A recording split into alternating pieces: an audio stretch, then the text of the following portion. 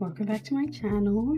I just finished my last reading vlog for the week, which was starting duologies. And for this week's video, I thought we could do reading library books because I have a lot of library books that are due to go back very soon. And also, I think almost all of them have been supposed to go back, but they just keep re-renewing because the library hasn't seen me in a while. So we've got lots of options because I've got 3 physical library books with me, and then I've got a bunch online that I can pick and choose from. I don't know which ones I'm going to be reading this video, but I know that I am starting with Graceless Heart by Isabel Ibanez. I have read her What the River Knows duology, and I actually have a very pretty copy right here from, I think it's Outcrate or maybe a Limicrate, but she's Gorgina. Oh, she's actually so Gorgina. Okay, sorry. I really love this copy. I'm gonna keep it forever and ever. Anyway, we're not reading this, so it doesn't really matter, does it? Just put it back. Anyway. Ever since I read her other duology, I've been really meaning to read some more by her. And I saw this at the library and I was like, oh my god, epic, awesome, let's check it out. So I'm probably going to start this today. This will be the start of the vlog, and then we'll kind of go from there. See what else I feel like reading, whether I read a physical book, a book on my phone, because I can read ebooks from my library, but I have a Kindle, and in Australia your Kindle doesn't connect to the Libby app. Is it Libby that? No, I use BorrowBox, sorry. So I can't read ebooks on my Kindle, I have to read them on my phone, which is a massive pain. But we're starting with this. I actually love this cover. Anyway, this is what we're starting with. I'll give you guys an update when I'm a little bit further through. But this is what we're starting with today. Like I said, real bad lighting, but last time I spoke to you guys, I hadn't started Graceless Heart yet. I am now 228 pages in. I read a lot yesterday and I read a lot today. Sorry I couldn't update you guys. Something was wrong with my camera and I didn't know what. But I've worked it out now. No one freak out, no one freak out. You will be seeing more from me. You will be seeing more from me. I'm gonna try and finish this tonight so I can start one of my next books. But everything that is on the back has happened now, obviously, because I'm about halfway through the book. But I'm really, really loving it. There was a Leonardo da Vinci reference, and guys, Leonardo da Vinci is actually my favorite, or one of my favorite artists. Hashtag love that guy. Love that guy as if he were my brother. Hey, there was a mention, epic, awesome. It's also like she's moved, and I'm loving the new setting that she's in more than the previous one she was in. The previous one that she was in was like boring, yada yada yada, whatever. She's in Florence. Guys, she's in Florence, and she's eating it up. She's eating every single one of these people down. But they all have magic, which is kind of weird, kind of freaky. She hates her magic. She's having a sook every single time she has to use it, and it's like, girl, man up, okay? Man up. You're about to get killed. Come on, use your magic. Ugh, but she just doesn't want to. Which I guess I understand it, but like also low-key not on a spiritual level. I would be using my magic left, right, and center. I was about to hit the Spider-Man. That's not what her magic is like. Anyway, I feel like there's going to be a romance between her and the oldest son of the family that's kidnapped her. Is this? Yes. Not a spoiler. No one freak out. The oldest son's name is Saturnino. Everybody else's name is normal. His brother's name is Marco and his sister's name is Fortuna. I don't know. Why is his name Saturnino? I can't deal with this. I can't deal with this. Anyway, this is a very long-winded update. I'm liking it, not loving it. Excited to see where it's going. Would love to finish it tonight. Ideal scenario, I finish this tonight. And I also get editing done. Ideal scenario, probably not gonna happen because I haven't eaten dinner yet. But look, it's lit, it's chill, happens to the best of us. If not, hopefully I will have like 100 pages which I can finish tomorrow on my way to work and on my lunch break. We will see though. That's my update on that. I don't know what the lighting is right like now, but I'm at page 334 of Graceless Heart, and the plot twist that we just found out is genuinely so hilarious that I had to just stop and update. Like, what? I obviously can't talk about it because it's a plot twist and it would be a spoiler, but like, that is the stupidest thing I've ever heard in my life. And it's not even just that, it's the way she's reacting to it. It's just not that deep, bro. It's never that deep. I can't. Okay, I just finished Graceless Heart by Isabel Ibanez. First of all, what was that ending? Second of all, I'm still going on about this. Why is his name Saturnino? That's actually just like my number one gripe. I gave this a 3.75, and it honestly lost a whole entire point because the main love interest name was Saturnino. I'm not about that life. I don't think that this should have been a standalone, but I'm also really glad that it was, because it means that I don't have to read another book. But I liked it. I liked how, I would love to say that it played on history, but I don't know enough about Italian history to confirm or deny that. Also, you guys are just on a massive stack of books. You're on, what is that, 8, 9, 10, 11, because I couldn't be bothered setting my tripod up. But this was good. I gave it a 3.75. I do really like this author, and whatever she puts out next I will probably read, because I like what she's put out so far. But yeah, honestly, the vibes were pretty good with this. I felt like it wasn't gothic, but it kind of felt that way for majority of it, which I liked. And yeah, I mean, I don't really have much else to say about it. I really hated the main love interest name in a really big way. And I also thought some of the plot twists were so stupid, actually. Like, ultimately it was good, but yeah, some of the plot twists were really dumb. And I was just like, oh.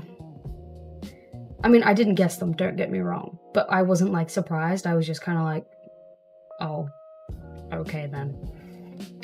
But that's my update. I don't know if I'm gonna start my next book tonight, but I will tell you what it is. I have decided to start reading A Steeping of Blood next, the second one to A Tempest of Tea. And I know that I just read A Tempest of Tea like last week, but I have the library book and it's more finishing series, which is what I'm aiming for. So the more I finish, the more I can start. Just putting it out there. So we'll probably start with A Steeping of Blood tomorrow morning on the way to work and on my lunch break. Thank you. Hello. It has been a long time no see. I think I filmed this last update for this video when I finished Graceless Heart last Sunday, and today is the next Friday. So I went off the grid a little bit. I had a really bad shift last Sunday and it put me in a bit of a slump for the whole entire week, but we're back. We're back. So I've started my A Court of Thorns and Roses reread, and I'm only including this in this video because I read it from my library, even though I had my own physical copy because I couldn't be bothered getting it out. But now I've got them all out to show. Flexing on everybody, by the way, that I have the original covers. Everybody needs to know. I was there, I have them, and I'm cut that no more are coming out like this. But I do have the whole original trilogy and A Court of Frost and Starlight in these covers. Anyway. Like, look, I didn't remember any of it. I kept waiting for the trials to happen. Does that count as a spoiler? No. I kept waiting for the trials to happen and they just like didn't until, I don't know, there was 100 pages left and I was like, damn. Okay, there was a lot going on at the start of this. I think I gave it like a 4 stars. I don't know what I gave it the first time I read it. I'm pretty sure I read this the first time in 2020, so that was 6 years ago. So I was, hang on.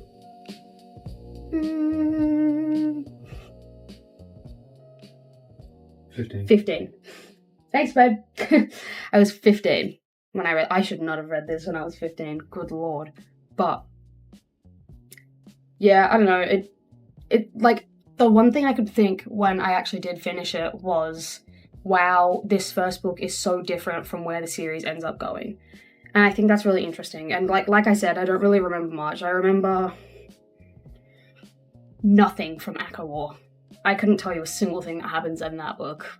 And I remember the most of A Court of Mist and Fury. But anyway, just wanted to come on and say that I've read this. Also, just to document it, I've almost finished my audiobook listen of Northanger Abbey. And we're going back to regularly scheduled programming today. Hopefully. And I'm going to start Steeping of Blood, which is what I told you guys I was going to read almost a week ago. And I haven't touched it. Hasn't even been opened. But look. It is what it is, okay? I can't help it. That's something you guys are here for. So, that's my current update. I'm gonna go edit a video now, do some uni work because uni goes back. Everyone gets so excited. Uni's going back. And yeah, maybe I'll start it tonight. I don't know, who knows? You'll see when I update you next, I suppose. Good luck. I have finally gotten a wriggle on with A Steeping of Blood. It did in fact take me forever, but I think I'm going to finish it tonight. I'm about to leave for work, which is like, but whatever. And I'm like 330 pages in, which I know I probably should have given you guys an update, but every time I was reading it, it was like places where I didn't have my camera or I couldn't update it because my partner was asleep. But it's fine. I'm liking it. It's very, very Crooked Kingdom. But yeah, I definitely see the similarities. They're about to like, it's obviously at the end of the climax. I've got like 100 pages left. And it's good. Like, whole gang's back together. Can't wait to see where it goes. Something really sad did just happen though, which like kind of sucked. But I didn't cry.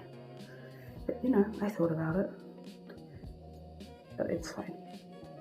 Anyway, that's my update. Also, I was going to read Dragon's Promise next. But my next library hold came in, which is The Bright Years. Heard them off. Which is hopefully what I'm going to read. I'm going to start it tomorrow morning. Hopefully I can finish it before this goes up. If not, it will be in my next reading vlog. But I am so unbelievably excited to read that. So yeah, after I finish this, I'm going to start The Bright Years. And I will update you guys probably tomorrow morning when I finish The Steeping of Blood. Because if I finish it tonight, I'll be way too tired with work. But that's about it. Okay, as promised, my final comments, feelings, everything on A Steeping of Blood. First of all, you're not going to believe this.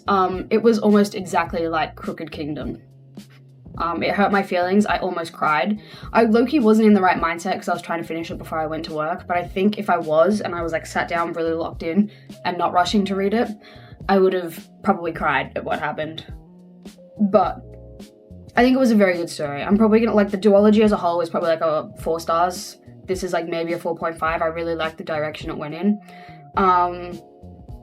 It still kept like the elements of the original characters and the original stories, and then it just went into more detail, and we went to like at different places in the rest of the world, which is good because I like seeing the rest of the world that authors build. So I ended up finishing this later than I thought I would, by the way. So I have not started The Bright Years yet, but I'm gonna start it today, and that'll be in next week's video because I need to get this up. This has been going on for 2 weeks now, and that's 2 weeks too long, I fear. But thank you for watching. I don't really know what this 2 weekly reading vlog turned into.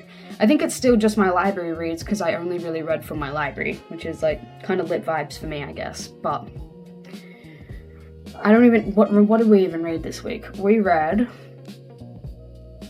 I just took it back to the The Graceless Heart by Isabel Ibanez. That was awesome. I've got spider webs on my flowers. Anyway, Graceless Heart, that was so long ago. But that was really good. I can't even really like give a proper summary low-key because I don't remember it.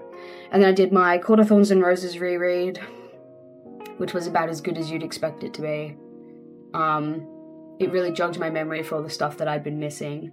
And I'm excited to go into the rest of my reread, which this month I'm doing A Court of Mist and Fury. And then finally, we read A Steeping of Blood, which vampires love. If I was doing Summerween, which I'm not, because it's not summer here, maybe I'll do Winterween. I'm kind of joking. Anyway, this would have been awesome for Summerween, but yeah, we don't have it here because it's not summer, obviously, but I would recommend. So anyway, thank you for watching. I'm gonna wrap this up. We'll start my next reading vlog, and I'll see you guys next time. Thank you.